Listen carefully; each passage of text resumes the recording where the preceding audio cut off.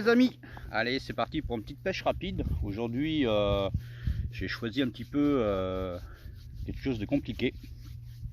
Donc là je suis à la batterie comme d'habitude, le plan d'eau est vide, donc je pourrais choisir n'importe quel poste.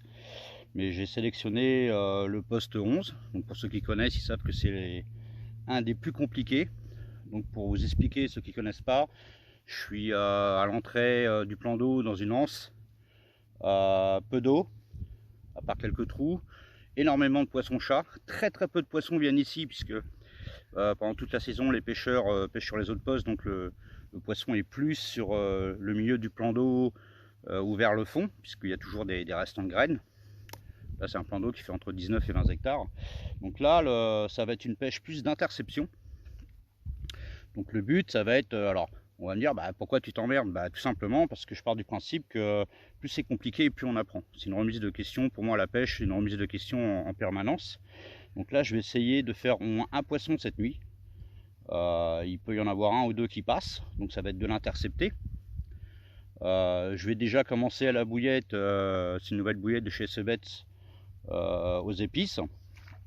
Bien sûr que je vais protéger, donc vous verrez sur les vidéos. Donc je les ai protégés avec les anti-creux de la société SNK.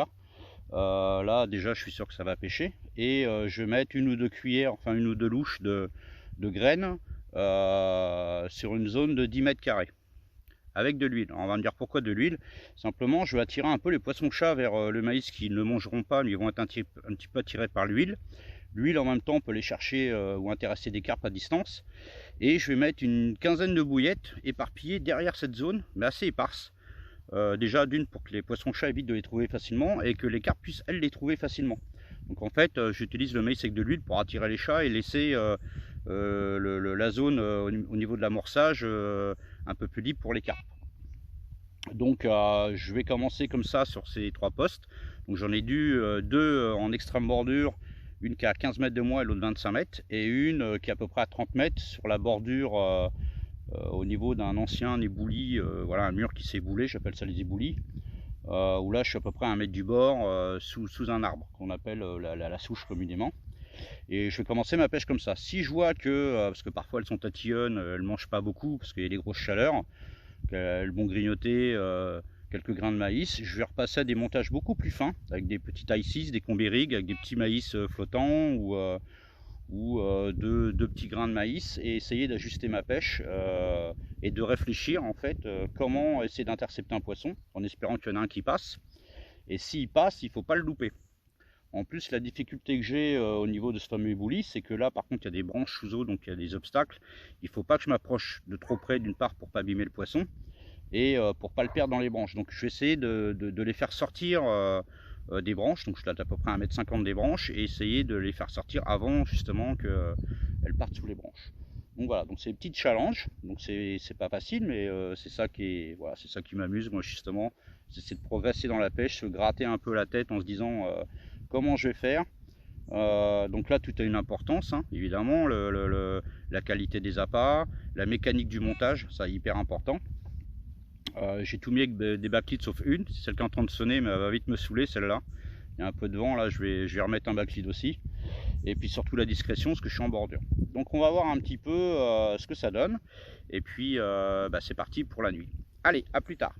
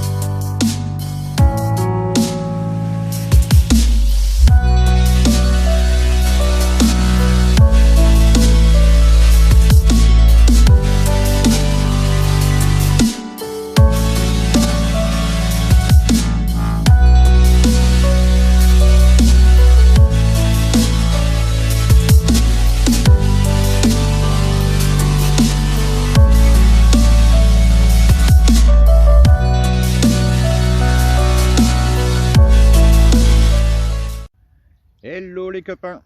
Bon, petite nuit galère comme je les aime. Là il est 6h, il doit être 6h du mat là, c'est l'heure du petit café.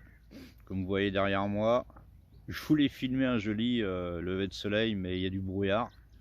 Tant qu'à faire, autant que ça soit galère jusqu'au bout.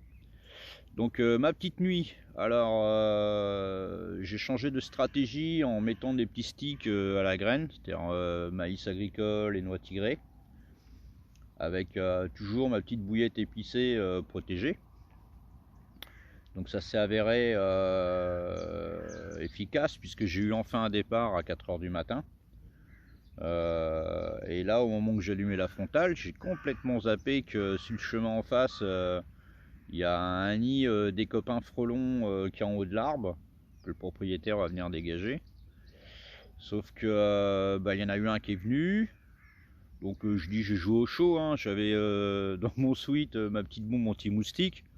Donc en train de combattre le poisson et en train de lui mettre des coups, mais à la limite il était pété de rire le truc, quoi, il rigolait. Et du coup j'ai dû l'énerver parce qu'il a ramené ses potes. Donc je me suis retrouvé avec une dizaine de connards en train de me foncer dans la tronche pendant mon combat. En plus il y a un herbier au bord, donc évidemment vu que je pêche sans ardillon, au bout de 10 minutes dans le noir avec des frelons qui tournent autour, la même air quoi, à 10 cm de l'épuisette, pouf, elle s'est décrochée. C'est pas bien grave, hein, ça arrive à tout le monde, ça m'arrivera encore. Le principal c'est que j'ai eu un départ et que je me suis pas fait piquer surtout, parce que j'aurai une tronche comme ça ce matin. Donc bon, c'est le plaisir de la pêche, hein. J'avais complètement zappé qu'il était là, ce nid-là. C'est vrai que la journée on n'est pas emmerdé, mais la nuit, dès qu'on allume une lampe, évidemment, ça les attire les bébés, hein. Donc bon, c'est les joies de la pêche. Bon, ma stratégie était payante.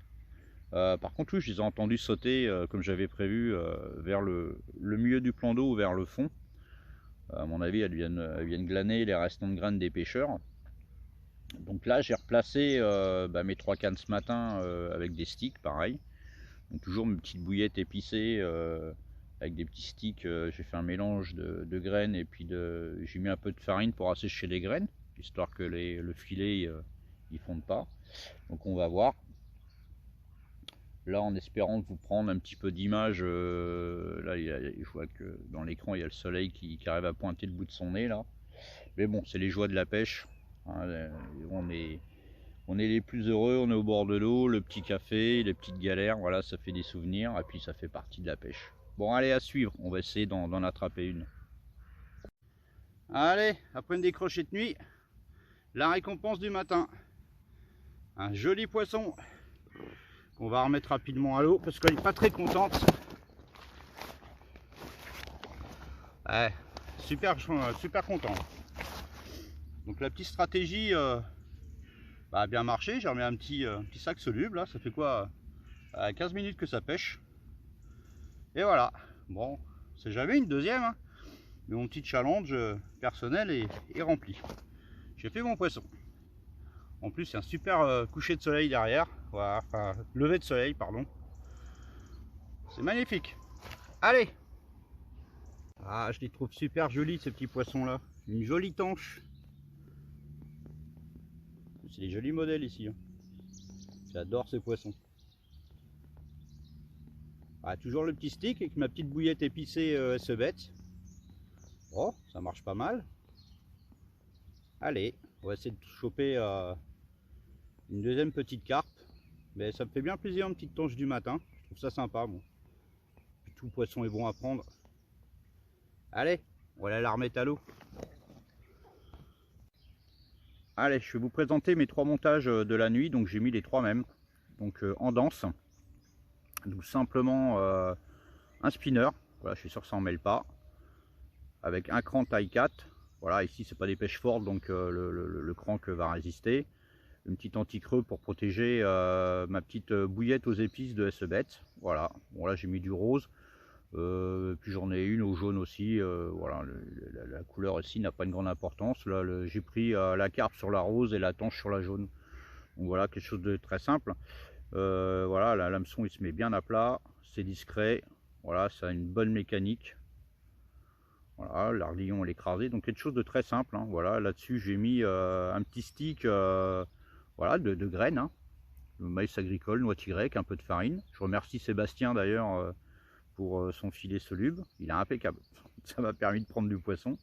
Donc voilà, donc des choses simples, ça n'en mêle pas, c'est une bonne mécanique, ça se retourne bien, voilà, quelque chose de très très simple et pas compliqué, et ça m'a permis pour l'instant, j'ai fait une décroche grâce à mes copains frelons, et je les aime bien ceux-là. Et puis là je suis à une carpe et une tanche. Bon, il me reste encore 2 petites heures de pêche, donc on sait jamais, mais bon là je suis content déjà, ça me suffit moi. Voilà, ma stratégie d'interception, on va dire, a marché. Alors attention, la chance y est pour beaucoup aussi, hein. Il encore faut-il que la carpe soit sur le secteur, qu'elle passe au bon endroit et qu'elle ait envie de prendre mon appât. Donc oui, la technique y fait beaucoup, le montage y fait beaucoup, mais il faut rester humble et ne pas oublier que la pêche, c'est beaucoup de chance aussi, hein. Il faut pas non plus se dire ouh là là, je suis un champion grâce à ma technique. Non, non. Si la mémère elle est pas là, qu'elle n'a pas décidé de manger, voilà quoi. Donc voilà, allez, on va voir, on sait jamais pour les 2 petites dernières heures qui restent. On croise les doigts. Allez. Bon c'est la fin, il faut toujours une fin, hein. Donc ma petite pêche va s'achever d'ici 20 minutes. Donc là le soleil commence à taper fort. Donc pas mal de sauts sur les postes qui marchent le mieux sur le plan d'eau. Pour ceux qui connaissent, la presqu'île, le 2 et le 3. Au moins une trentaine de sauts depuis ce matin. Puis il n'y a pas de pression de pêche, il n'y a personne. Donc moi content de ma petite nuit. Alors pour ceux qui ont l'habitude de me suivre dans mes pêches rapides, et puis ceux qui ne me connaissent pas, vous attendez pas à ce que je fasse 50 000 poissons ou des pêches au rendement. C'est pas une pêche qui m'intéresse. Moi ce qui m'intéresse le plus, c'est plutôt de pêcher sur les postes les moins productifs, les plus compliqués, les plus pourris. Et le challenge, c'est de faire au moins un poisson sur ces postes dits difficiles. Ça, encore une fois, hein, je vais me répéter, mais ça oblige à réfléchir, à travailler ses montages. Voilà, c'est de la réflexion. Et puis quand on a réussi à en choper une, on est super content. Et en même temps, on profite de la nature, hein. Donc voilà, je vous remercie de m'avoir suivi dans mon petit périple. Je remercie également mes copains frelons qui m'ont bien fait chier toute la nuit. Et puis je vous souhaite une bonne semaine à tous et une bonne pêche à ceux qui sont au bord de l'eau. Et puis à une prochaine. Allez, ciao!